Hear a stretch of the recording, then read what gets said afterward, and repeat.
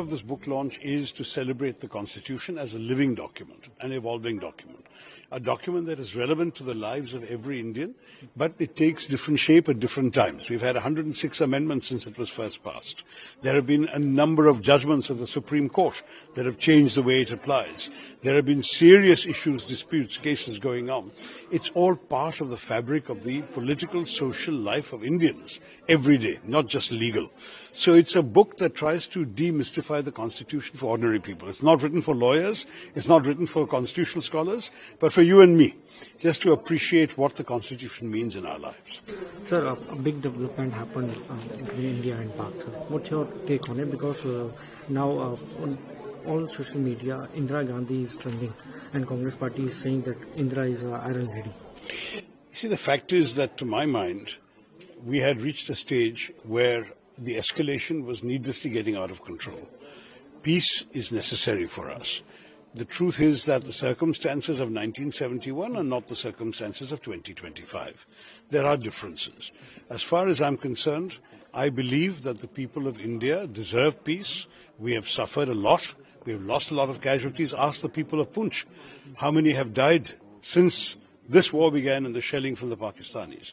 I'm not saying that we should always stop wars. When there are reasons to continue them, we should continue. But this was not a war we intended to continue. We just wanted to teach the terrorists a lesson. That lesson has been taught. I'm sure the government will continue trying to identify and track the specific individuals who did the horrors of Pahalgam.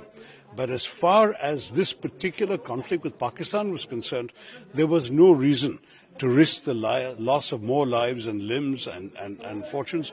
We need to focus on the well-being and prosperity of Indian people, of growth, development, progress.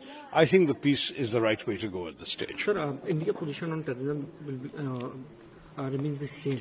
Our position on terrorism will not change. The way the government took few steps like underwater treaty suspend, there will be other measures also. Other measures have to be taken. I think we have to definitely use all the intelligence means available to find these people who did this terrible crime in Pahalgam, to identify them, track them down wherever they are and bring them to justice.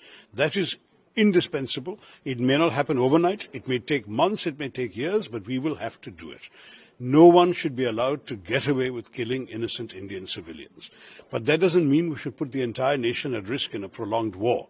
So I'm in favor of peace, but I do not in any way suggest that we should stop the quest to find these terrorists and bring them to justice. One last question, sir. Are you happy with the Prime Minister Modi's rap, and you're still missing Indira Gandhi ji?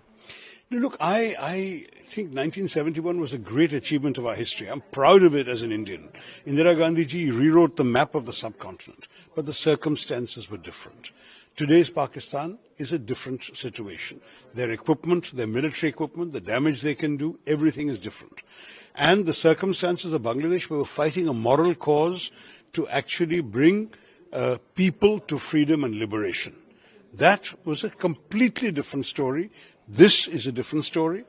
We would have ended up with a much longer, protracted conflict with a lot of loss of life on both sides, a lot of damage, a lot of expense. Is this the biggest priority for India today? No, it's not. We wanted to teach those who had sent these terrorists across that there is a price to be paid. We still have to catch the individual terrorist perpetrators, but we do not need to tie the whole country down in a war. That is something I've been very clear about from the start. India did not, I believe, at any stage see the action of the 7th as the beginning or the opening salvo of a long protracted conflict. For us, it was one-off. We'll do it. If Pakistan did not escalate, we would not have escalated. Pakistan did. We also did. It was getting to a point where if it continued like this, we would needlessly have been caught into a long drawn-out war without a clear objective at the end of it.